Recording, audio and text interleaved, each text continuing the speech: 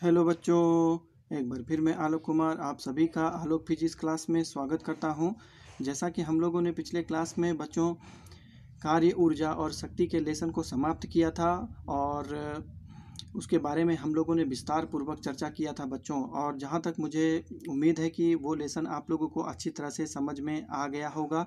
तो चलिए हम लोग आज के क्लास को आगे बढ़ाएंगे बच्चों और एक नए लेसन जिसका नाम है घूर्णन गतिकी, उसके घूर्णन गतिकी पर आज हम लोग विचार करेंगे। घूर्णन गतिकी में बच्चों बहुत सारे टॉपिक्स है और जिसको मैं बारी बारी से आप लोगों के सामने में है ना लाऊंगा और उसे अच्छी तरह से समझाने का प्रयास करूंगा। तो बच्चों आज हम लोग स्टार्ट करने जा रहे हैं घूर्णन गतिकी। तो आप लोग अपने पास जो है कॉपी कलम को लेकर के बैठे ताकि मैं यहाँ पर कुछ भी लिखूँ तो उसे आप लोग अपने कॉपी में उतार लें और उसे अच्छी तरह से समझने का प्रयास करें। तो चलिए हम लोग शुरुआत करते हैं बच्चों घूर्णन गतिकी के बारे में।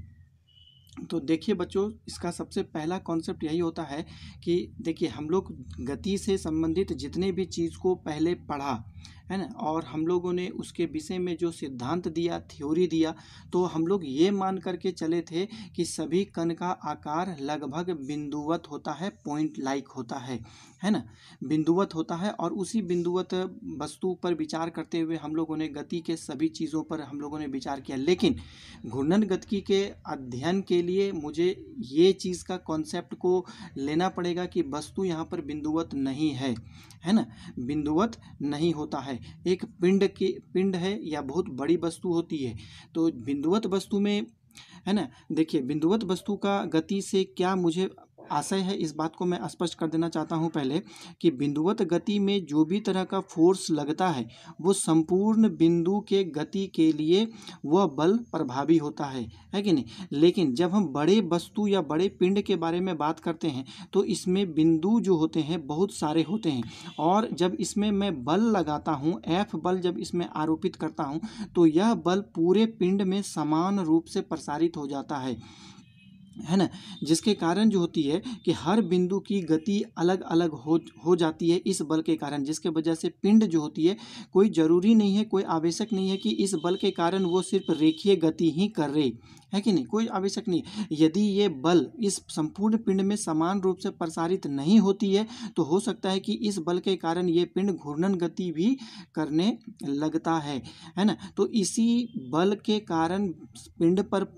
पिंड के सभी बिंदुओं पर पड़ने वाले प्रभाव के बारे में हम लोग यहाँ पर अध्ययन करने जा रहे हैं, है ना। क्योंकि एक बिंदु पर यदि मैं बल लगाता हूँ तो वह बल है ना, हो सकता है कि ये इस बिंदु को रेखीय गति उत्पन्न कर दे, लेकिन बड़े पिंड पर जब मैं बल लगाता हूं तो कोई आवश्यक नहीं है कि यह बल उस पिंड के रेखीय गति को उत्पन्न करे। हो सकता है कि वह पिंड घूर्णन गति भी उत्पन्न कर सकता है। एक सिंपल सा उदाहरण मैं देता हूं बच्चों कि जैसे मैं इसके बारे में बात करता हूं। यहाँ पर देखिए कि ये एक कलम है मेरे पास, है कि नहीं, ये एक बड़ी वस्तु है।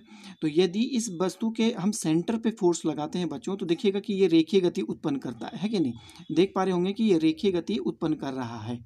देखिए इस प्रकार ये रेखीय गति उत्पन्न करता है। लेकिन वहीं जब मैं इसके एक साइड पर फोर्स लगाता हूँ, एक सिरा पर जब मैं फोर्स लगाता हूँ तो ये देखिए घूर्णन गति उत्पन्न हो गया इसमें।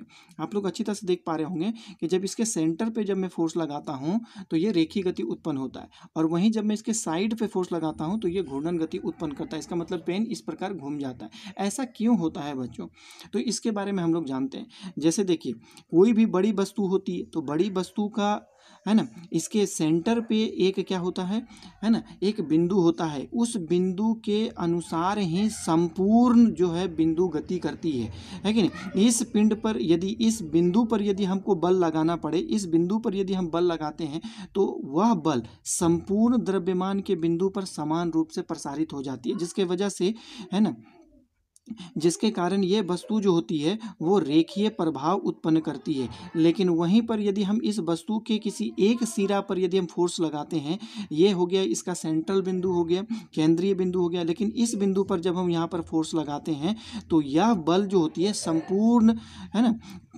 पदार्थ पर या संपूर्ण पिंड पर समान रूप से प्रसारित नहीं हो पाती है, जिसके वजह से ये घूर्णन प्रभाव उत्पन्न कर देता है। तो इसी के विषय में हम लोगों को यहाँ पर बच्चों पढ़ना है।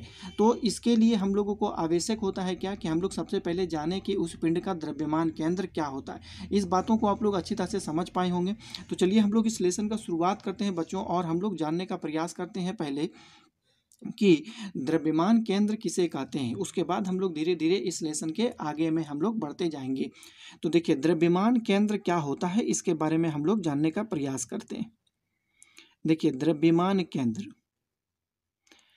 है ना, द्रव्यमान केंद्र देखिए किसी भी पिंड या तंत्र या किसी निकाय का हम लोग कह सकते हैं, है ना। देखिए किसी पिंड, देखिए किसी पिंड, तंत्र, है ना, एक तंत्र कोई सिस्टम है, पार्टिकल सिस्टम आप ले सकते हैं, है ना, किसी पिंड, तंत्र या निकाय, निकाय का वैसा बिंदु है कि नहीं, निकाय का वैसा बिंदु जहां उस, है ना, जहां उस पिंड का संपूर्ण द्रव्यमान केंद्रित होता है ना, जहां उस पिंड का संपूर्ण द्रव्यमान केंद्रित होता है,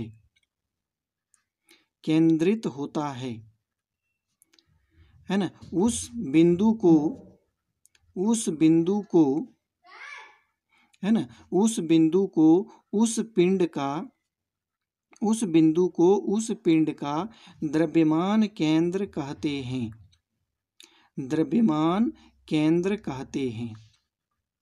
द्रव्यमान केंद्र कहते हैं बच्चों।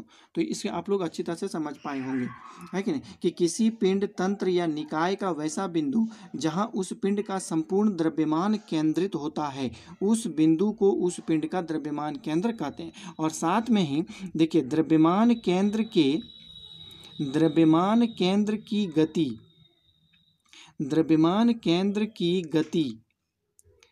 गति है कि नहीं, ठीक उसी प्रकार होती है। द्रव्यमान केंद्र की गति ठीक उसी प्रकार होती है जैसी या जैसा पिंड की गति होता है, है ना। तो ये बात को आप लोग अच्छी तरह से समझ पाए होंगे बच्चों। तो इसको थोड़ा सा हम लोग एग्जाम्पल के जरिए देखने का प्रयास करते हैं बच्चों, कि मान लेते हैं कि मेरे पास ये एक कोई पिंड है कि नहीं, ये एक कोई पिंड है, इसका द्रव्यमान केंद्र यहाँ पर है। यदि इस पिंड पर हम बल लगाते हैं ठीक उसी जगह पर जहाँ इसका द्रव्यमान केंद्र होता है, तो पिंड जो होती है ये बल उस संपूर्ण पिंड में समान रूप से फैल जाती है कि नहीं, समान रूप से, जिसके वजह से इस पिंड का सभी बिंदु उसी प्रकार गति करता है जैसा इसका द्रव्यमान केंद्र गति करेगा। तो आप लोग जानते हैं कि द्रव्यमान केंद्र पर जब हम लोग बल लगाते हैं तो क्या होता है कि ये रेखीय गति करता है। तो इसका मतलब है कि पदार्थ का हर एक भाग, है ना, उसी प्रकार गति करेगा। लेकिन वहीं यदि हम बात करते हैं इस, देखिए इस फिगर के अनुसार कि इसका द्रव्यमान केंद्र यहाँ पर हो गया, लेकिन मैं बल यहाँ पर लगा रहा हूँ, यहाँ पर फोर्स लगा रहा हूँ, तो क्या आपको लगता है कि यह बल जो है संपूर्ण पिंड पर समान रूप से प्रसारित होगा? सबसे ज़्यादा बल का परिमाण यहाँ होगा, लेकिन जैसे जैसे हम नीचे की ओर जाएंगे यह बल का मान घटता जाएगा, कम होता जाएगा, है कि नहीं। अर्थात ऊपर वाला भाग तेजी से गति करेगा, लेकिन नीचे वाला भाग कम तेजी से गति करता है, जिसके वजह से कि ये पिंड जो होती है वो इस प्रकार घूम जाती है। यहाँ पर आप देख सक रहे हैं कि घूर्णन गति उत्पन्न हो रही है। तो कहने का मतलब है कि घूर्णन गति जो होती है वो क्या होती है कि कणों की, है ना, कणों पर लगने वाले बल के प्रसार के कारण जो होती है ये एक घूर्णन गति उत्पन्न होती है। लेकिन वहीं यदि हमको इसमें रेखीय गति उत्पन्न करना हो तो उसके द्रव्यमान केंद्र पर बल लगाना आवश्यक होता है। तो इसका मतलब हो गया कि बड़े बड़े पिंडों पर यदि मुझे रेखीय गति उत्पन्न करनी है तो उस पिंड के सेंटर ऑफ मास पर अर्थात द्रव्यमान केंद्र पर मुझे बल लगाना होगा। लेकिन यदि उस पिंड पर यदि हमको घूर्णन गति उत्पन्न करनी है तो उसके द्रव्यमान केंद्र से हटकर किसी दूसरी जगह पर मुझे बल लगाना पड़ता है बच्चों। तो द्रव्यमान केंद्र, है ना, गति के लिए एक बहुत ही इंपॉर्टेंट फैक्टर होता है बच्चों, है ना। इसको आप लोग अच्छी तरह से समझिए, है कि नहीं। द्रव्यमान केंद्र आप लोग ऐसे भी देख सकते हैं कि जहाँ पर बल लगाया जाए तो वो संपूर्ण, ऐसे भी आप लोग कह सकते हैं कि द्रव्यमान पिंड क्या होता है कि आप लोग यदि जैसे कि इस पेन को हम लोग देखते हैं बच्चों, देखिए 1 मिनट में दिखा रहा हूँ। देखिए इस पेन को आप लोग देखिए कि इस पेन को मैंने सिर्फ एक अंगुली पर खड़ा कर लिया। इसका मतलब है कि ये पेन क्या है, मेरे उस बिंदु पर मतलब टिका हुआ है जहाँ इस पेन का द्रव्यमान केंद्र था, है कि नहीं। अब आप ये देखिए वो बैलेंस हो रहा है। इसका मतलब है कि ये इधर का इस मेरे अंगुली का इस साइड पेन का जितना भी द्रव्यमान है और इस पेन के इस साइड का जितना द्रव्यमान है सब उस बिंदु पर जाकर के कंसंट्रेट हो गया, जिसके वजह से ये मेरे, है ना, अंगुली पर, है ना, बैलेंस हो गया। लेकिन वहीं पर यदि मैं इस जगह पर यदि हम लोग बैलेंस करना चाहेंगे तो नहीं होगा। क्यों? क्योंकि इस पॉइंट पर, है ना, दोनों साइड का मास जो होगा वो इक्वल नहीं होता है। इस साइड का मास इक्वल होता है जिसके वजह से वो नीचे की ओर झुक जाता है ना। तो हम लोग ऐसे भी हम लोग द्रव्यमान केंद्र किसी का ज्ञात कर सकते हैं। लेकिन ये तो सीधी वस्तु थी। लेकिन वहीं अब यदि हम लोग बोलेंगे कि किसी आयत का द्रव्यमान केंद्र क्या होगा, किसी शंकु का द्रव्यमान केंद्र क्या होगा, किसी गोले का द्रव्यमान केंद्र क्या होता है, किसी बेलन का द्रव्यमान केंद्र क्या होगा, तो सबका अलग अलग फॉर्मूला के द्वारा जो होता है उसका द्रव्यमान केंद्र को डिराइव किया जाता है। तो चलिए हम लोग उसी के बारे में पढ़ेंगे बच्चों। तो सबसे पहले हम लोग निकाल क्या लेते हैं बच्चों कि द्रव्यमान केंद्र का समीकरण क्या होता है। उसी समीकरण का प्रयोग करके हम लोग जो है सभी प्रकार के आकृति का द्रव्यमान केंद्र की गणना करते हैं। तो चलिए द्रव्यमान केंद्र का समीकरण हम लोगों को ज्ञात करना है।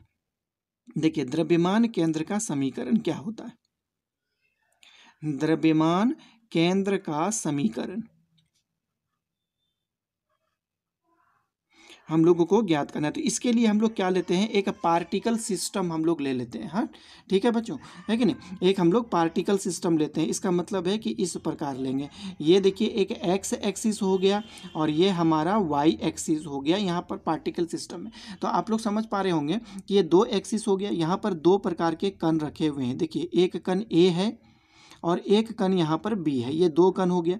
दोनों कण का, है ना, स्थिति सदिश मैं इस प्रकार दे सकता हूँ, है कि नहीं। इस ये स्थिति सदिश हो गया। तो कण ए का स्थिति सदिश r1 वेक्टर है और कण बी का स्थिति सदिश r2 वेक्टर है। अब हम लोग कल्पना करते हैं कि कण ए पर, देखिए कण ए पर F1 फोर्स लग रहा है और कण बी पर F2 फोर्स, बाह्य फोर्स जिसको हम लोग कहते हैं, है ना, बाह्य फोर्स F2 लगा रहे हैं। इसमें हम लोग 2 बल लगा रहे हैं। F1 पर हम लोग F1, है, सॉरी, ए बिंदु पर हम लोग F1 फोर्स लगा रहे हैं और बी बिंदु पर हम लोग F2 फोर्स लगा रहे हैं। तो इस फोर्स के कारण क्या होगा कि कण ए बी पर भी एक फोर्स लगाएगा जिसकी डायरेक्शन इधर होगी। तो इसका मतलब हो गया कि कण ए के द्वारा बी पर लगाया गया फोर्स है। तो ये इसका नाम हम लोग क्या देंगे कि देखिए इसका ए के कारण बी पर लगने वाला बल, कण ए पर, कण ए के द्वारा बी पर लगने, इसका मतलब है कि देखिए इसका फोर्स का क्या हो जाएगा, F21 होगा, है ना, कण ए के कारण बी पर लगने। इसी प्रकार कण बी के द्वारा ए पर लगने वाला, कण बी के द्वारा ए पर लगने वाला फोर्स जो होगा उसका नाम हम लोग क्या दे देते हैं, F12 दे देते हैं। समझ में आ गया होगा। चलिए इसके बारे में हम आपको लिखता हूँ तब आपको अच्छी तरह से समझ में आ जाएगा। देखिए माना एक, है ना, देखिए माना एक कण तंत्र, है कि नहीं, कण तंत्र, पार्टिकल सिस्टम इसको हम लोग कहते हैं।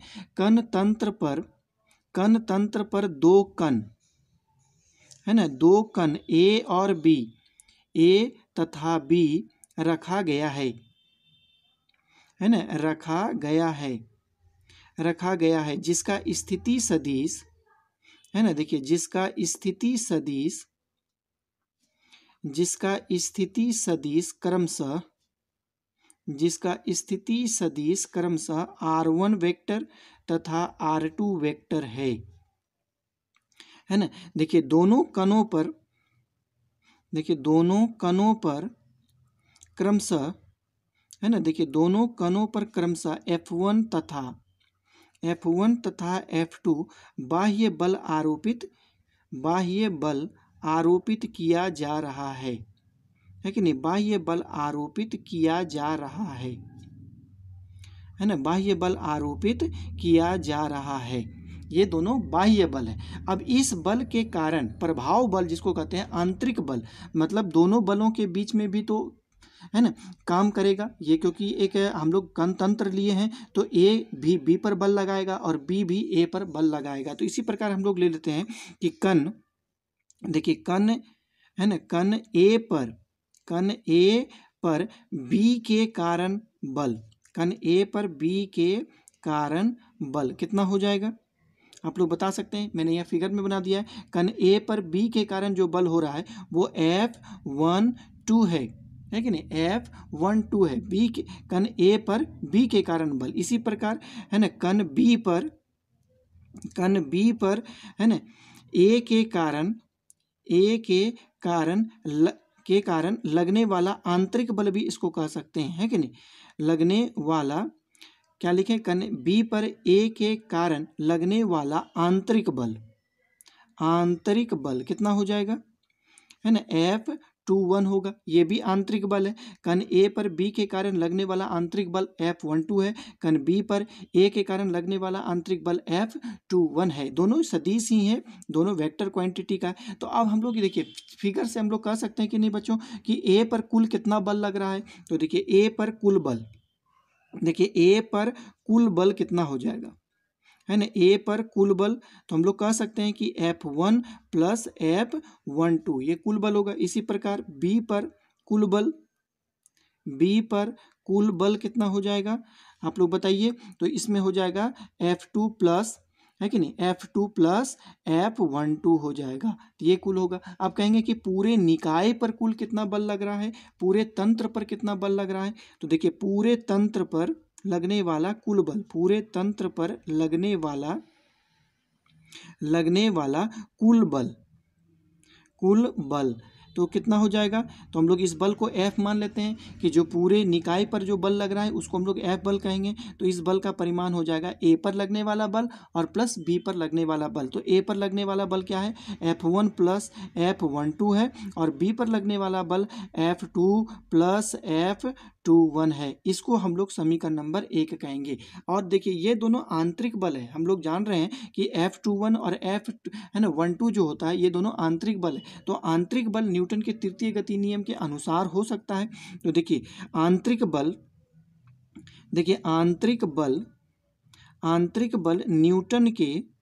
न्यूटन के तृतीय गति नियम के अनुसार प्रभावित होता है कि नहीं। आंतरिक बल न्यूटन के तृतीय गति नियम के अनुसार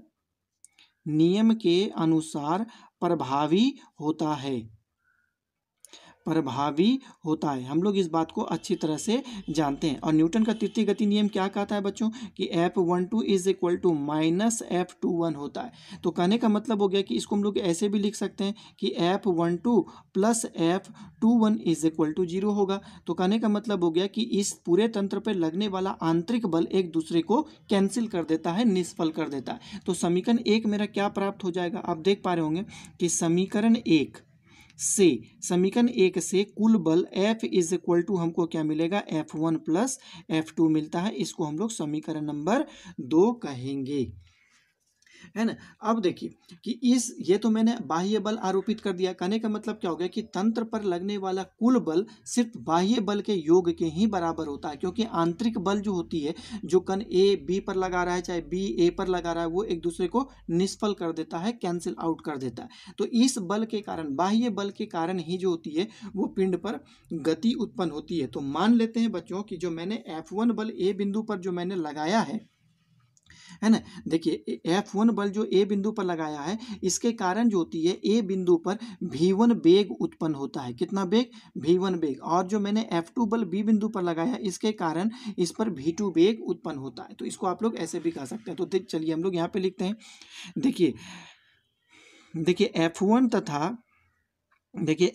तथा F2 बल के कारण, है ना, F1 तथा F2 बल के कारण कण ए तथा बी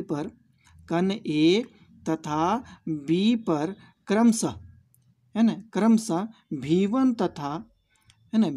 तथा V2 वेग उत्पन्न होता है ना। V1 तथा V2 वेग उत्पन्न होता है।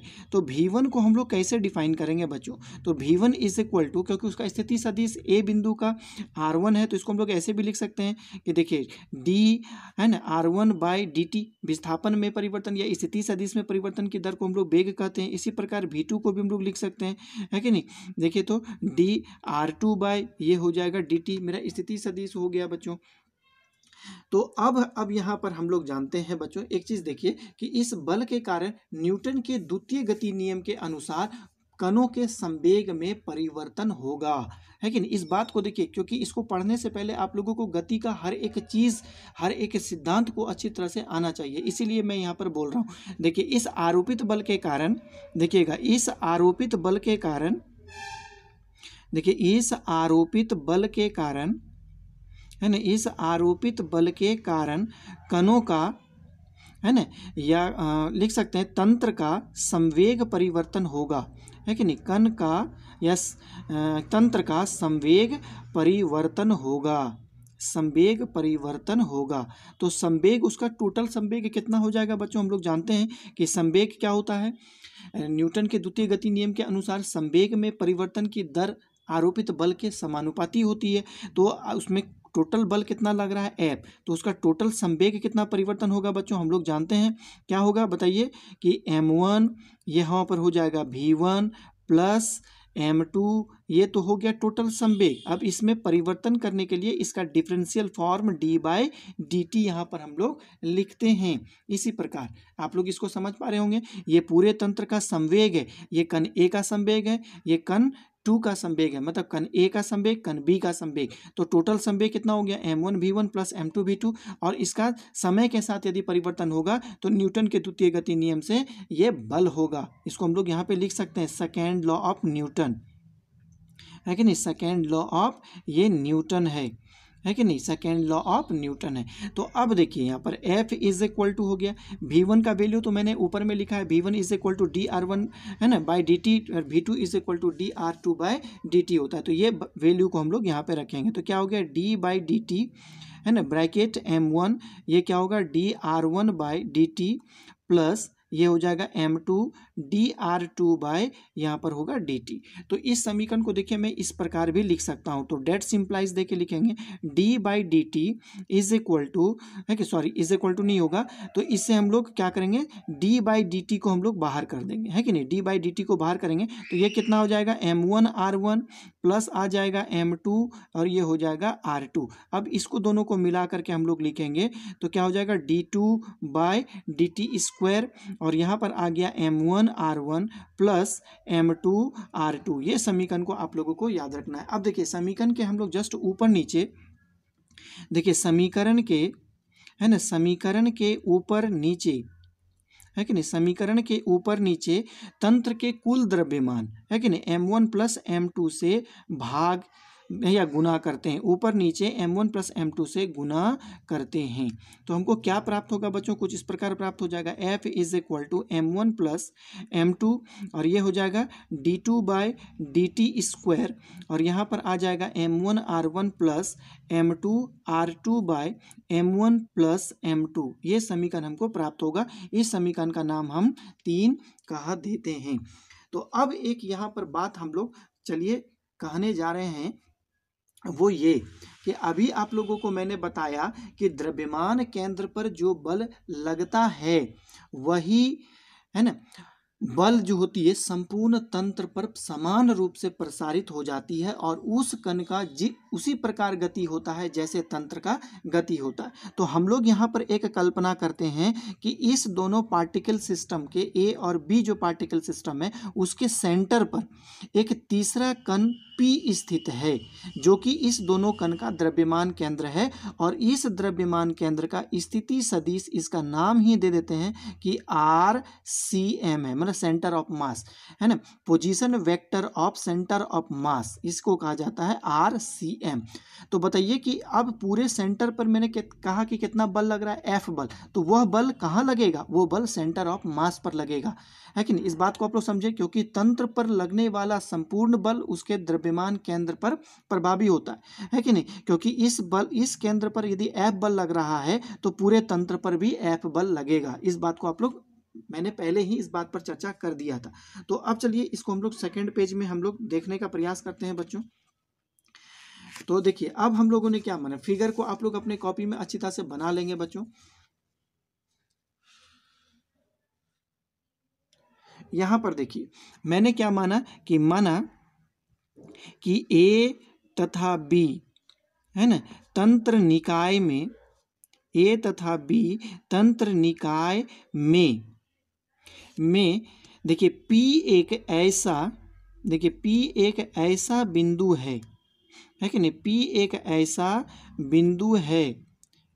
ऐसा बिंदु है जो निकाय का द्रव्यमान केंद्र कहलाता है ना, जो निकाय का द्रव्यमान केंद्र कहलाता है ना, द्रव्यमान केंद्र कहलाता है, निकाय का द्रव्यमान केंद्र कहलाता है। तो मान लेते हैं कि बच्चों कि इस निकाय केंद्र का या इस द्रव्यमान केंद्र का, देखिए इस द्रव्यमान केंद्र का स्थिति सदिश है ना, स्थिति सदिश कितनी है, RCM है कि नहीं, RCM है। इस द्रव्यमान केंद्र का स्थिति सदिश RCM है। निकाय पर कुल बल कितना लग रहा है, निकाय पर कुल बल F लग रहा है, अतः वह बल द्रव्यमान केंद्र पर लग रहा है। तो देखिए द्रव्यमान केंद्र पर है ना, द्रव्यमान केंद्र पर F बल लग रहा है कि नहीं, द्रव्यमान केंद्र पर F बल लग रहा है, F बल लग रहा है। तो यह बल है ना, तो यह बल न्यूटन के द्वितीय गति नियम के अनुसार, तो यह बल देखिए न्यूटन के द्वितीय गति नियम के अनुसार इस प्रकार दिया जा सकता है, न्यूटन के द्वितीय गति नियम के अनुसार, गति नियम के अनुसार इस प्रकार दिया जा सकता है, इस प्रकार दिया जा सकता है, इस प्रकार दिया जा सकता है। तो कैसे देंगे बच्चों, तो इस बात पर ध्यान दीजिएगा। मैं यहाँ पे लिखूंगा F is equal to M1 plus M2 और ये हो जाएगा D2RCM बाय DT स्क्वायर। क्या ये बात आप लोगों को समझ में आई है ना। देखिए यहाँ पर R, थोड़ा सा ध्यान दीजिएगा कि यहाँ पर D2RCM बाई DT स्क्वायर जो होगा ये एक त्वरण है ना। आप कैसे त्वरण होगा बच्चों, आप लोग इस बात को अच्छी तरह से जानते हैं। देखिए A बराबर क्या होता है, dV बाई dt होता है और V को भी हम लोग क्या लिखते हैं, dR बाई dt लिखते हैं। तो V का वैल्यू को यदि यहाँ पर बैठा देंगे तो d बाई dt और V का वैल्यू हो जाएगा dR बाई dt। तो इसका मतलब दोनों को मल्टीप्लाई करेंगे तो कितना हो जाएगा, D2R बाई dt स्क्वायर। तो ये इसका मतलब है कि ये एक त्वरण का बीमा है या त्वरण ही सूचित कर रहा है, यह द्रव्यमान केंद्र का त्वरण। और द्रव्यमान केंद्र जो होती है संपूर्ण पिंड का द्रव्यमान के बराबर होता है। तो संपूर्ण तंत्र का द्रव्यमान कितना हो गया, M1 प्लस M2 और ये त्वरण। तो बल बराबर हम लोग जानते हैं कि F is equal to M into A होता है। और द्रव्यमान केंद्र की गति उसी प्रकार होती है जिस प्रकार संपूर्ण तंत्र की गति होती है। तो इसको हम लोग समीकरण नंबर 4 कहेंगे बच्चों। तो पहला जो समीकरण नंबर 3 मैंने प्राप्त किया था वो क्या था, वो तो संपूर्ण तंत्र की गति थी, है कि नहीं, संपूर्ण तंत्र की गति। और यहाँ पर समीकरण 4 जो बता रहा है वो क्या है, द्रव्यमान केंद्र की गति है। और हम लोग इस बात को जानते हैं कि संपूर्ण तंत्र की गति उसी प्रकार होती है जैसे द्रव्यमान केंद्र की गति होती है। तो समीकरण 3 और 4 से हम लोग यहाँ पर प्रयोग करेंगे। देखिए समीकरण 3 तथा समीकरण 4 से, है ना, क्योंकि हमें ब्रैकेट में भी लिख देते हैं बच्चों ताकि कंफ्यूजन ना हो कि दोनों समीकरण बराबर किस प्रकार हुआ। देखिए द्रव्यमान केंद्र की गति, है ना, द्रव्यमान केंद्र की गति, है ना, द्रव्यमान केंद्र की गति संपूर्ण पिंड की गति के समान होती है ना, संपूर्ण पिंड की गति के समान होती है ना, समान होती है। तो इस बात को आप लोग जानिए। तो अब हम दोनों को बराबर करेंगे या दोनों समीकरण का तुलना करेंगे बच्चों। तो आप लोग को एक बार मैं समीकरण 3 नंबर दिखा देता हूं बच्चों कि समीकरण नंबर 3 है क्या। थोड़ा सा इस दोनों के बीच में आप लोगों को तुलना करनी है कि नहीं। तो देखिए यहाँ पर है समीकरण नंबर 3, थोड़ा सा इसको देखिए, है कि नहीं। ये मेरा है समीकरण नंबर 3 और ये है मेरा समीकरण नंबर 4। तो कहने का मतलब हो गया कि यहाँ समीकरण 3 में भी m1 प्लस m2 है और यहाँ पर भी m1 प्लस m2 है। यहाँ d2 by D T square है, यहाँ पे भी d2 by D T square. सिर्फ RCM के जगह में ये टर्म होगा, है कि नहीं। यहाँ पर RCM है और RCM के जगह में m1 r1 plus m2 r2 by m1 plus m2 है।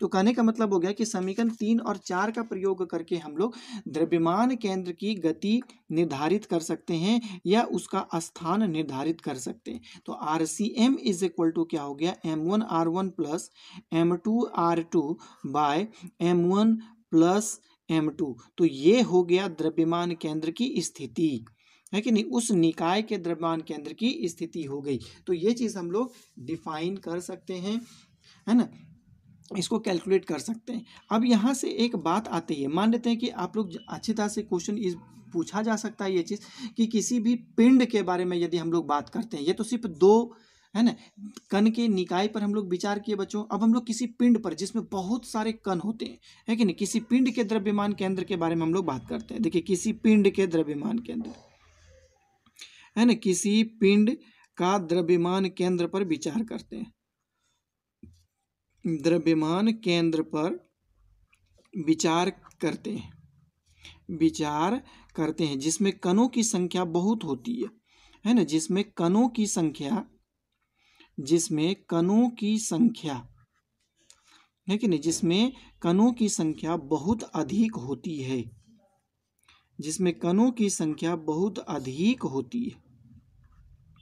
है ना। तो अब उस कण का, है ना, कुछ ना कुछ तो स्थिति सदिश भी जरूर हुआ होगा बच्चों। तो मान लिया कि द्रव्यमान क्या है क्रमशः, देखिए m1 है, m2 है, m3 है, m4 है, इसी तरह करके dot dot dot dot dot mn तक कण हो सकते हैं उसमें। इसी प्रकार कणों की दूरी क्या हो जाएगी, r1 है, r2 है, r3 है, r4 है, dot dot dot dot dot rn हो सकती है। तो इसका द्रव्यमान केंद्र का समीकरण हम लोग कैसे लिख सकते हैं, देखिए RCM इज इक्वल टू क्या हो जाएगा, m1 r1 plus m2 r2 plus m3 r3 plus dot dot dot dot plus mn rn होगा और नीचे में फिर हो जाएगा by m1 plus m2 plus m3 plus dot dot dot dot plus mn तक। तो ये किसी पिंड के जिसमें कणों की संख्या बहुत ज़्यादा होती है उससे संबंधित द्रव्यमान केंद्र का समीकरण है ये चीज़।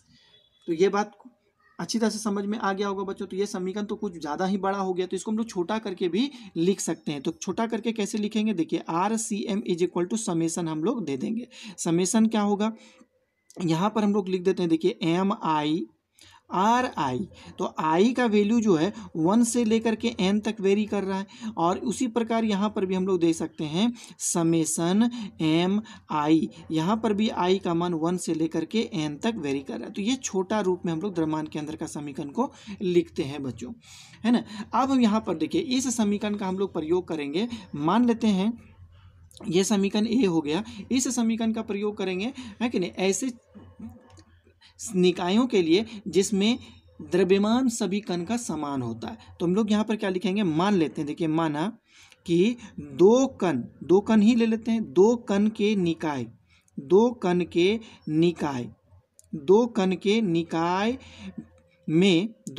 निकाय में दोनों कणों का द्रव्यमान समान है, दोनों कणों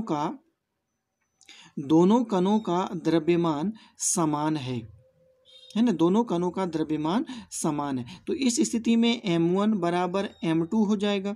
तो m1 बराबर m2 को हम लोग क्या कर देते हैं बच्चों, m मान लेते हैं, चलिए, है कि नहीं। तो समीकरण यहाँ पर लिखेंगे RCM इज इक्वल टू क्या हो गया, m1r1 प्लस यहाँ पर भी हो जाएगा m2r2 बाय, है ना, m1 प्लस m2। तो दोनों कण का द्रव्यमान समान है, तो ये RCM इज इक्वल टू मेरा क्या प्राप्त हो जाएगा, m दोनों से कॉमन आ जाएगा और ये क्या हो जाएगा r1 प्लस r2 बाय यहाँ पर भी हो जाएगा 2m। तो ये m और ये m कैंसिल हो जाएगा, तो RCM इज इक्वल टू हम लोगों का r1 प्लस r2 बाय 2 प्राप्त होगा। तो ये चीज़ आप लोगों को देखने को मिलता है। इसका मतलब हो गया कि दो कण वाले निकाय में द्रव्यमान केंद्र क्या होगा कि दोनों कणों के, है ना, स्थिति सदिश का औसत होता है कि नहीं, स्थिति सदिश का औसत होता है। इसी प्रकार यदि आप लोग कहेंगे कि पिंड का जो, है ना, जो पिंड है उस पिंड का द्रव्यमान केंद्र क्या होगा, यदि सभी कणों का द्रव्यमान समान होगा तो बस वही होगा कि उसकी दूरी का औसत होगा। उसके दूरी मतलब क्या होगा, मान लेते हैं कि इस प्रकार, देखिए यहाँ पर एक पिंड हम लोग ले लिए इस प्रकार, और इस पिंड का जो गति का निरीक्षण हम लोग इस बिंदु से कर रहे हैं, तो सभी कण की दूरी हमको इसी से माननी पड़ेगी, तो ये दूरी का औसत हो जाएगा, है कि नहीं। ये आप समझ रहे हैं कि ये एक कोई पिंड है जिसके गति का निरीक्षण इस बिंदु पर बैठा कोई ऑब्जर्वर कर रहा है, तो इस बिंदु से सभी कणों की बीच की दूरी का औसत हो जाता है। तो हम लोग कैलकुलेशन भी हम लोग आगे करके देखेंगे बच्चों। तो अब हम लोग कहेंगे कि द्रव्यमान केंद्र को किसके रूप में, डिफरेंशियल फॉर्म में हम लोग कैसे लिखते हैं। देखिए द्रव्यमान केंद्र का अवकलन रूप क्या होता है, द्रव्यमान केंद्र का अवकलन रूप, है कि नहीं, अवकलन रूप कैसा होता है इसके बारे में हम लोग देखेंगे। द्रव्यमान केंद्र का अवकलन रूप कैसा होता है, तो हम लोग उसको द्रव्यमान केंद्र को हम को मान लेते हैं कि RCM है।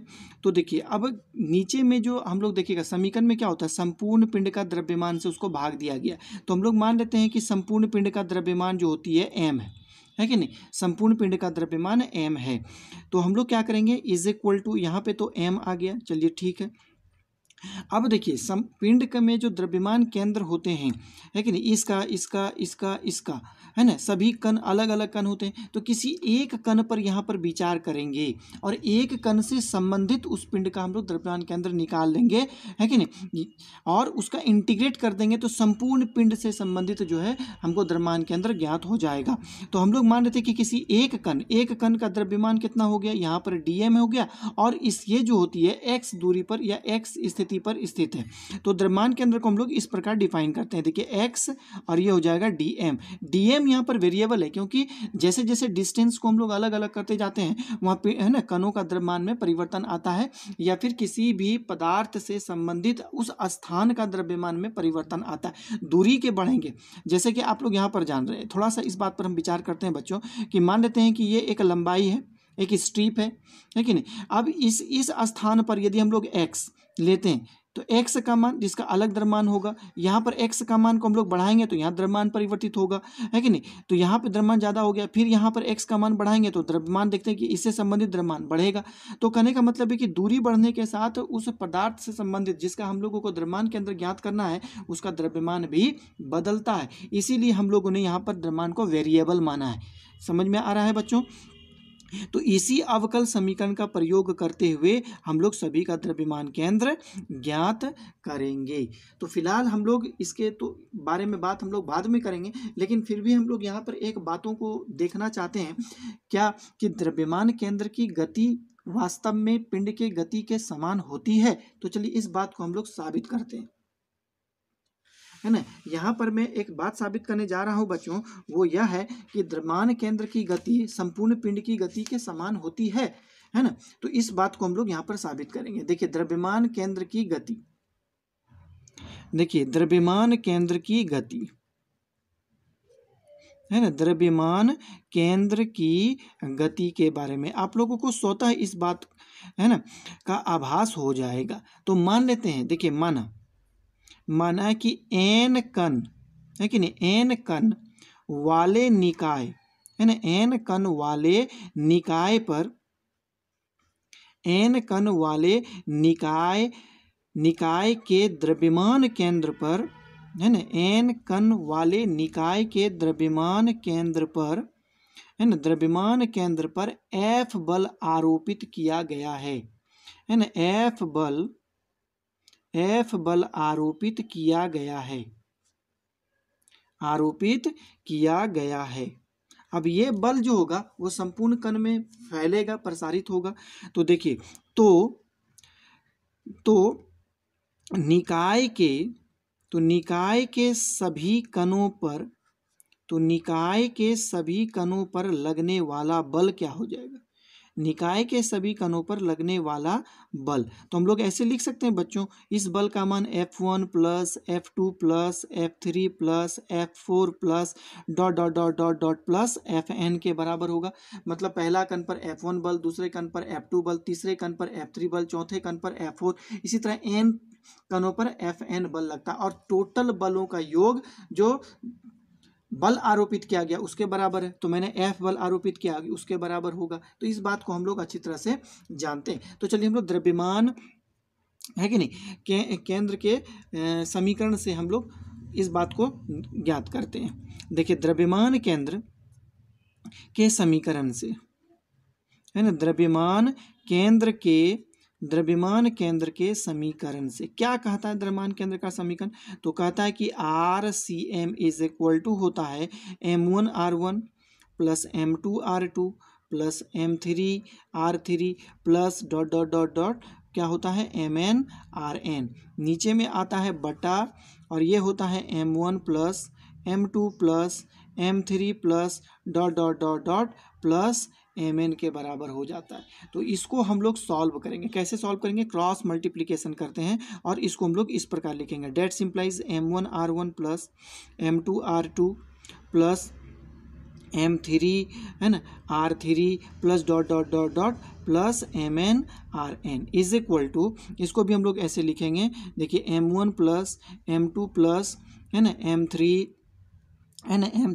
Plus dot dot dot dot plus Mn, और यहाँ पर आ जाएगा RCM होगा। क्रॉस मल्टीप्लिकेशन किए, अब दोनों तरफ जो हम t के सापेक्ष अवकलन कर दीजिए। देखिए, दोनों तरफ t के सापेक्ष अवकलन करने पर, है ना, दोनों तरफ t के सापेक्ष अवकलन कर देते हैं, t के सापेक्ष अवकलन करने पर, है ना, t के सापेक्ष अवकलन करने पर, तो अवकलन करेंगे तो क्या मिलेगा हमको, d/dt मिलेगा, और ये मिलेगा M1R1 प्लस, देखिए M2R2 plus M3R3 plus dot dot dot dot plus MnRn मिलता है।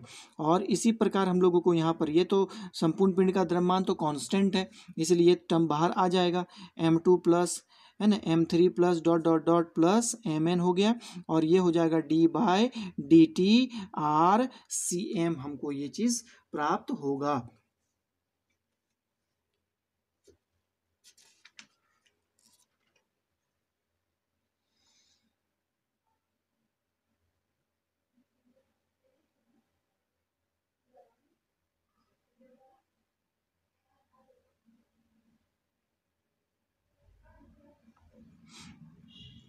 तो चलिए हम लोग आगे बढ़ते हैं, और देखिए इस t को हम लोग अंदर करेंगे, है ना, d/dt को अंदर करेंगे तो क्या हो जाएगा M1, और यहाँ पर हो जाएगा d/dt R1 प्लस यहाँ पर हो जाएगा M2 d/dt, और ये हो जाएगा R2 प्लस यहाँ पर भी हो जाएगा M3 d/dt, और ये होगा R3 plus dot dot dot plus Mn, और यहाँ पर मिलेगा d/dt, और ये मिलेगा Rn, इस प्रकार मिलता है। इसी प्रकार ये भी चीज़ हमको मिल गया, क्या मिला देखिए, तो M1 plus M2 plus M3 plus, है ना, dot dot dot plus Mn, और ये हमको जो था वही चीज़ मिलेगा d/dt RCM। तो यहाँ पर क्या हो गया, dR1/dt, ये पहले कण का वेग है, जिसको हम लोग ऐसे भी लिख सकते हैं M1v1 प्लस, इसको भी लिख सकते हैं M2v2 प्लस M3, इसको लिखेंगे v3 plus dot dot dot plus यहाँ पर आ जाएगा M1vn, क्रमशः v1 v2 v3 और v4 f1 f2 f3 dot dot dot fn n बल के कारण जो होती है उस, है ना, कण पर उत्पन्न होने वाला वेग है। ये पहला कण का वेग है, ये दूसरे कण का वेग है, ये तीसरा कण का वेग है, ये nवें कण का वेग है। और ये जो होता है d/dt RCM, ये द्रव्यमान केंद्र का वेग है। तो इसको हम लोग कैसे लिखेंगे, देखिए m1 प्लस m2 प्लस ये हो जाएगा m3 plus dot dot dot plus mn जो हो गया, इसको हम लोग क्या लिखेंगे बच्चों, इसको हम लोग लिखेंगे VCM, जहाँ VCM क्या हो गया, द्रव्यमान केंद्र का वेग है। अब इस समीकरण को पुनः एक बार और आप अवकलन करेंगे, है कि नहीं। इस समीकरण को एक बार हम लोग क्या करेंगे, और अवकलन करेंगे। देखिए समीकरण का पुनः टी के सापेक्ष अवकलन करने पर, है कि नहीं, समीकरण का पुनः टी के सापेक्ष अवकलन करने पर, है कि नहीं, टी के सापेक्ष अवकलन करने पर, तो इसको हम लोग अवकलन करेंगे। तो यहाँ पर हमको मिलेगा m1 d/dt v1 plus m2, ये मिलेगा d/dt v2 प्लस यहाँ पर मिलेगा, है कि नहीं, देखिए m3 प्लस, है ना, d/dt, और ये मिलेगा v3 plus dot dot dot plus mn d/dt, और ये मिलेगा vn। इसी प्रकार हम लोगों को यहाँ पर भी मिलेगा m1 plus m2 plus m3 plus dot dot dot plus mn, और ये हो गया d/dt vcm, है कि नहीं, vcm। तो इसको हम लोग क्या लिख सकते हैं, dv/dt इज इक्वल टू त्वरण होता है, इसलिए पहला पिंड पर त्वरण हो गया, ये हो गया दूसरा पिंड पे त्वरण हो गया, और ये क्या हो गया, ये पहला है, ये दूसरा है, ये तीसरा हो गया। इसी तरह nवें कण में त्वरण भी हम लोग कर सकते हैं कि ये an हो गया, और इज इक्वल टू यहाँ पे भी लिख सकते हैं m1 plus m2 plus m3 plus dot dot dot plus mn जो हो गया, और ये हमको प्राप्त हो गया सेंटर ऑफ मास का एक्सेलरेशन। तो आप लोग बच्चों हमको बताइए कि ये क्या है, ये संपूर्ण पिंड का द्रव्यमान है। संपूर्ण पिंड का द्रव्यमान, यदि हम लोग मान लेते हैं कि उस संपूर्ण पिंड का द्रव्यमान m है, तो यही ना हो गया, संपूर्ण कणों के द्रव्यमान को यदि हम लोग जोड़ेंगे तो संपूर्ण पिंड का द्रव्यमान मिलेगा, जो कि मुझे m प्राप्त होता है। और यहाँ पे क्या प्राप्त हो गया, ACM। अब बताइए द्रव्यमान गुना त्वरण, ये क्या हो गया कि पिंड पर आरोपित कुल बल है कि नहीं, क्योंकि द्रव्यमान केंद्र पर मैंने F बल आरोपित कर रहा हूँ, पहले बताया गया है। और यहाँ पर क्या है, ये पहले कण का द्रव्यमान है कि नहीं। तो पहले कण का द्रव्यमान और पहले कण पर उत्पन्न त्वरण, इसका मतलब है पहले कण पर आरोपित बल है, जिसका मान हो गया F1। इसी प्रकार ये दूसरे कण पर आरोपित बल है, ये क्या हो गया, तीसरे कण पर आरोपित बल है। इसी प्रकार dot dot dot dot Fn कण पर आरोपित बल बराबर, आप देख पा रहे होंगे कि ये F के बराबर है। इसका मतलब क्या हो गया कि जो बल मैंने द्रव्यमान केंद्र पर आरोपित किया था, कि वो बल जो होती है संपूर्ण कण पर फैल जाती है ना। तो द्रव्यमान कण जिस प्रकार गति करेगा, कण तंत्र भी उसी प्रकार गति करता है। तो हम लोग कह सकते हैं कि द्रव्यमान केंद्र की गति पिंड के गति के समान होती है। समीकरण से स्पष्ट है, देखिए समीकरण से स्पष्ट है कि द्रव्यमान केंद्र की गति, है ना, द्रव्यमान केंद्र की गति उसी प्रकार होती है, द्रव्यमान केंद्र की गति उसी प्रकार होती है जैसे पिंड या तंत्र की गति होती है कि नहीं, जैसे तंत्र की गति होती है। तो इस बात को आप लोग अच्छी तरह से समझ पाए होंगे बच्चों, मुझे पूर्णतः विश्वास है। तो इस समीकरण को आप लोग अच्छी तरह से समझने का प्रयास करेंगे बच्चों, क्योंकि ये थोड़ा सा डिफरेंट है कि नहीं, अलग है। पहले के समय लेसन से ये लेसन कुछ अलग होता है, डिफरेंट होता है। तो आप लोग थोड़ा सा इसमें इमेजिनेशन करिए। मान लेते हैं कि ये एक मेरा कोई निकाय है ना, ये कोई पिंड, इसका द्रव्यमान केंद्र हम कह लेते हैं यहाँ पर है बच्चों। तो द्रव्यमान केंद्र पर जब आप बल लगाते हैं तो यह बल तो संपूर्ण कण पे समान रूप से फैल जाती है। यदि वो द्रव्यमान केंद्र यदि रेखिक गति करती है तो संपूर्ण पिंड भी रेखिक गति करेगा। तो ये समीकरण वही बता रहा है ना, क्योंकि ये जो बल होती है वो संपूर्ण कण पर प्रसारित हो जाती है। तो अब बताइए द्रव्यमान केंद्र जिस प्रकार गति करेगा उस बल के अनुसार तंत्र भी गति करेगा। तो कहने का मतलब हो गया कि द्रव्यमान केंद्र की गति किस प्रकार होती है, जैसे तंत्र की गति होती है कि नहीं। तो इस बात को आप लोगों को अच्छी तरह से समझनी होगी। तो नेक्स्ट वीडियो में हम लोग विभिन्न प्रकार के आकृति का, जैसे कि हम लोग देखेंगे कि पहले शंकु का द्रव्यमान केंद्र कहाँ होता है। शंकु का द्रव्यमान केंद्र हम लोग ज्ञात करेंगे, शंकु का द्रव्यमान केंद्र। उसी प्रकार हम लोग ज्ञात करेंगे अर्धगोला का द्रव्यमान केंद्र, है कि नहीं। अर्धगोला का द्रव्यमान केंद्र हम लोग ज्ञात करेंगे, द्रव्यमान केंद्र ज्ञात करेंगे। तो इसी प्रकार जो है विभिन्न प्रकार की आकृति का द्रव्यमान केंद्र हम लोग ज्ञात करेंगे। तो मुझे पूरा विश्वास है बच्चों कि आज का वीडियो आप लोगों को काफ़ी इंटरेस्टिंग लगा होगा, है ना, क्योंकि यह इसमें बहुत सारा कैलकुलेशन है और सच मानिए तो घूर्णनगत की पूरे कैलकुलेशन पर ही आधारित ये एक लेसन है बच्चों। तो इसको अच्छी तरह से आप लोग समझने का प्रयास करेंगे। तो ठीक है बच्चों, आज मेरा क्लास यहीं तक रहेगा, है ना। आप लोग इसको जो नोट्स आप लोग खुद से तैयार किए हैं बच्चों, इस वीडियो को देख करके उसे आप लोग बारंबार देखने का प्रयास करें और उसे समझने का प्रयास करें, है कि नहीं। जब तक ये बातें आप लोगों को समझ में नहीं आएगी तब तक आगे की बातें भी क्लियर नहीं हो पाएगी। द्रव्यमान केंद्र से संबंधित देखिए, केंद्र दो प्रकार के होते हैं बच्चों, एक होता है द्रव्यमान केंद्र, एक होता है गुरुत्व केंद्र।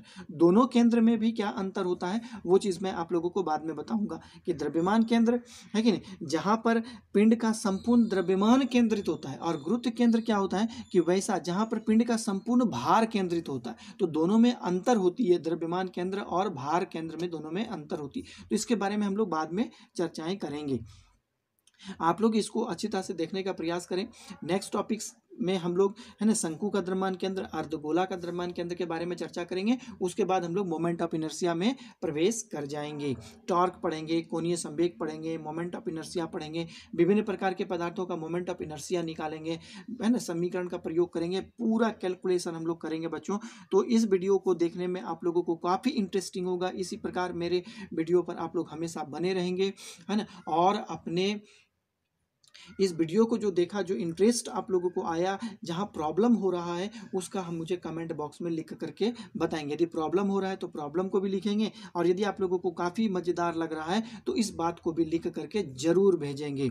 ठीक है बच्चों, आप लोग हमेशा हंसते रहें, खेलते रहें, मुस्कुराते रहें, और इसी प्रकार हमारे वीडियो को लाइक, सब्सक्राइब और शेयर करते रहें। मैं नेक्स्ट आप लोग, है ना, आप लोगों ने जो आज मेरे वीडियो को देखा इसके लिए आप लोगों का बहुत बहुत धन्यवाद। Lots of thanks. जय हिंद।